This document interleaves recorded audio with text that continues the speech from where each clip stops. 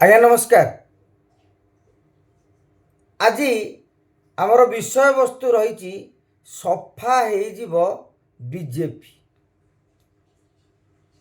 ବିଜେପିର କାର୍ଯ୍ୟକର୍ତ୍ତାମାନେ ତାଙ୍କୁ ମୋର ଅନୁରୋଧ, ଯେହେତୁ ଚିରି ଦେବା ଆଗରୁ ଥରେ ପଢ଼ି ଦେଖ, କମେଣ୍ଟ ଦେବା ଆଗରୁ ଥରେ ଶୁଣି ଦେଖ। ଭାରତୀୟ ଜନତା ପାର୍ଟିର ସରକାର, ମୋହନ ମାଝୀଙ୍କ ସରକାର ନିଜକୁ ସ୍ୱଚ୍ଛ ଓ ପାରଦର୍ଶୀ ଦେଖାଇବା ପାଇଁ ସାମାଜିକ ହିତାଧିକାରୀ ଯୋଜନା ଗୁଡ଼ିକରେ ହାତ ମାରୁଛନ୍ତି। ସେମାନଙ୍କୁ କିଏ ଏଭଳି ବୁଦ୍ଧି ଦେଇଛନ୍ତି, କେଉଁ ବାବୁ କି ନେତା ବୁଦ୍ଧି ଦେଇଛନ୍ତି, ଥରେ ଦଳ ଆଉ ସରକାର ଭାବିବା ଦରକାର।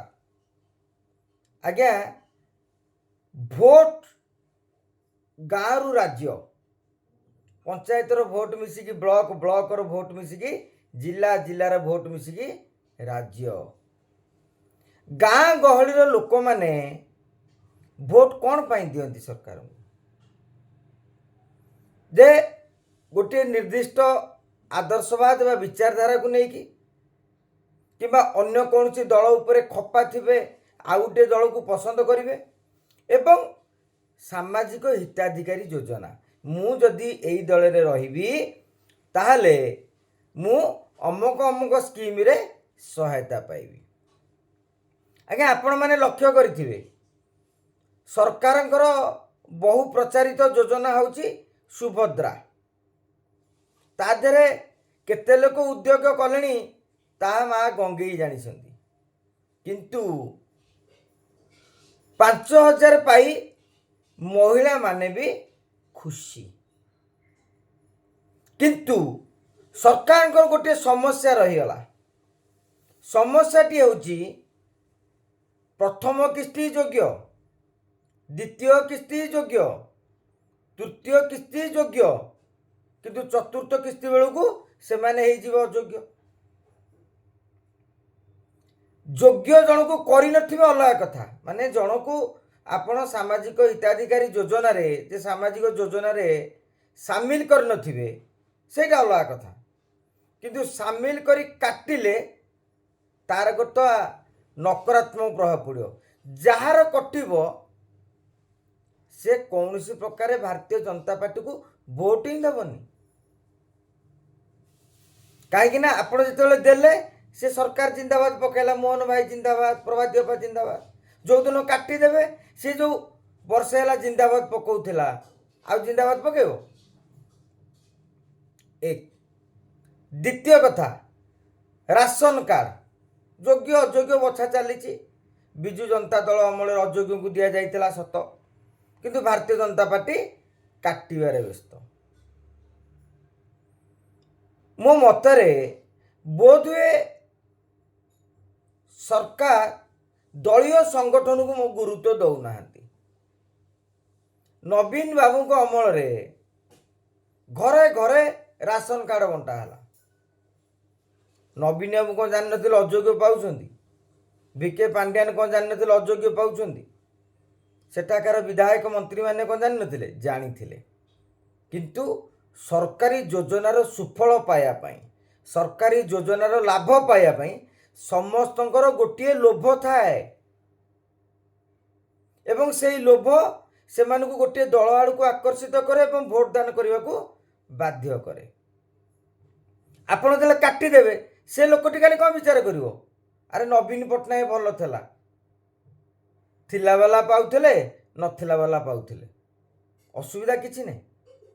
ବାସ୍ତବବାଦ ଏବଂ ଆଦର୍ଶବାଦ ଭିତରେ ଫରକ ରହିଛି। ଆଦର୍ଶବାଦ ଦୃଷ୍ଟିକୋଣରୁ ଆମେ କହିବା ସ୍ୱଚ୍ଛତା ରହୁ, ଏନା ଦଳେ କହିବେ ସ୍ୱଚ୍ଛ ରହୁ, ଅଯୋଗ୍ୟ କାହିଁକି ପାଇବେ? ଆଜ୍ଞା, କି ସ୍ୱଚ୍ଛତା କଥା କହୁଛନ୍ତି ଆପଣ?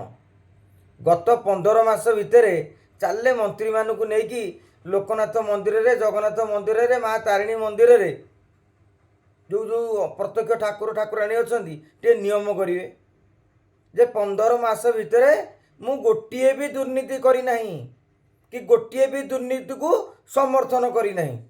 ଦେଖିବା ଦମ୍ ଅଛି? ଆପଣ ଗଳି କନ୍ଦି ଯୁଆଡ଼େ ବୁଲିବେ, ମନ୍ତ୍ରୀଙ୍କର ପାଖ ଆଖ ଲୋକଙ୍କୁ ପଚାରିବେ ମନ୍ତ୍ରୀ କେଉଁ ବାଟରେ ଖାଉଛନ୍ତି କେଉଁ ବାଟରେ ନେଉଛନ୍ତି। ବାହାଦୁରୀ ମାରିବାରେ କିଛି ନାହିଁ ଆଜ୍ଞା। ସବୁ ଜିନିଷ ସମସ୍ତେ ଜାଣୁଛନ୍ତି କ'ଣ ଘଟିଛି। ତେଣୁ ଯଦି ସେଇଟା ହେଇପାରୁଛି ଗାଁର ଗୋଟେ ଲୋକ ପାଇଲେ ପାଉ, ଆରେ ସେ ପାଇଲେ ଆପଣଙ୍କର ଭୋଟର ହବ। ଯଦି ତାର କାଟିବେ ଆପଣ ସ୍ୱଚ୍ଛ ଦେଖେଇବେ ବୋଲି ମୋହନ ସରକାର ଅଯୋଗ୍ୟ କରିଦେବେ, ସେ ଅଯୋଗ୍ୟ ମାନେ ବି ମେଳି ହେବେ କି ନାହିଁ। ଯେତେବେଳେ ଯୋଗାଣ ମନ୍ତ୍ରୀ ଗୋଟେ ବାହାଦୁରୀ ମାରିକି କହୁଛନ୍ତି ଆମେ ଲକ୍ଷେ ଲୋକଙ୍କର କାଟିଦେଲୁ, ଆଜ୍ଞା ତାକୁ କିଏ ନେଉଥିଲା? ଆପଣ ଭାବନ୍ତୁନି ଖାଲି ଡିଲର ନେଇଯାଉଥିଲେ ବୋଲି। ତା ଭିତରେ ପଶନ୍ତୁ ଯେଉଁମାନେ ପଞ୍ଚାୟତ ସ୍ତରର ରାଜନୀତିକୁ ପାଖରୁ ଦେଖୁଥିବେ, ଯେଉଁ ଦର୍ଶକ ବନ୍ଧୁମାନେ, ସେମାନେ ଭଲ ଭାବରେ ଜାଣିଥିବେ। ଆପଣଙ୍କର ଗୋଟେ ସୁଭଦ୍ରା ଯୋଜନା କରାଗଲା ମୋହନ ସରକାରଙ୍କର। ନବୀନ ବାବୁଙ୍କ ଅମଳରେ ଯେଉଁ ଯୋଜନା କରାଯାଉଥିଲା ଅନଲାଇନରେ କିଛି ହେଉନଥିଲା। ଅନଲାଇନ କେବଳ ନାଁକୁ ମାତ୍ର। ତାଙ୍କର ବିଧାୟକ ଜରିଆରେ ଦଳୀୟ କାର୍ଯ୍ୟକର୍ତ୍ତାଙ୍କ ଜରିଆରେ ଲୋକଙ୍କ ପାଖକୁ ଯୋଜନାର ସୁଫଳ ପହଞ୍ଚୁଥିଲା। ଆପଣ ଯଦି ନିର୍ଦ୍ଦିଷ୍ଟ ଦଳର ହେଇଥିବେ, ନିର୍ଦ୍ଦିଷ୍ଟ ଲୋକକୁ ସମର୍ଥନ କରୁଥିବେ, ଯେଉଁ ହିତାଧିକାରୀ ଯୋଜନା ଆସିଲା ଆପଣଙ୍କୁ ଅଗ୍ରାଧିକାର ଦିଆଯିବ।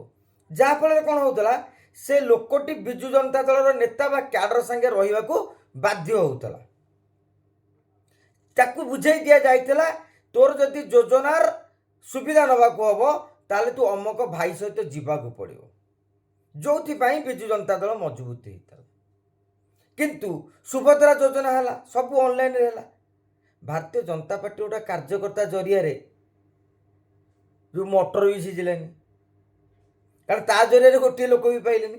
ମୋତେ କୁହନ୍ତୁ, ଯଦି ତା ଜରିଆରେ ଗୋଟିଏ ଲୋକ ନ ପାଇବ ଭତ୍ତାଟିଏ, ତା ଜରିଆରେ ଗୋଟିଏ ଲୋକ ଯଦି ଆବାସ ଘରଟିଏ ନ ପାଇବ, ତା ଜରିଆରେ ଯଦି ସୁଭଦ୍ରା ଯୋଜନାରେ ସାମିଲ ନ ହେବ, ତାହେଲେ ଗାଁର ଭୋଟର ମାନେ ସେଇ ଲୋକକୁ ନେତା ବୋଲି ମାନିବେ କେମିତି?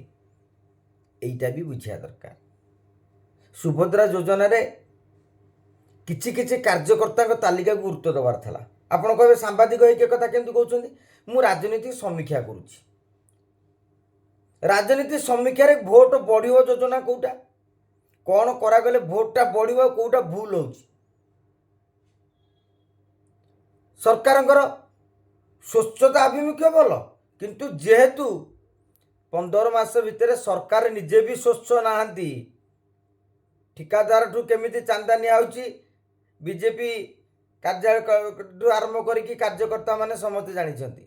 ତେଣୁ ସେଭଳି କ୍ଷେତ୍ରରେ ଆମେ ବାହାଦୁରୀ ମାରି ସାମାଜିକ ଯେଉଁ ସ୍ୱଚ୍ଛତାର ଅଭିଯାନ ଆରମ୍ଭ କରୁଛନ୍ତି, ସେଇଥିପାଇଁ ମୁଁ କହିଛି ଯଦି ଆପଣ କରିବେ ସଫା ଯୋଜନା ମାନେ ସ୍ୱଚ୍ଛ ଯୋଜନା, ତାହେଲେ ରାଜ୍ୟ ବିଜେପିର ଭୋଟ ବି ସଫା ହେଇଯିବ।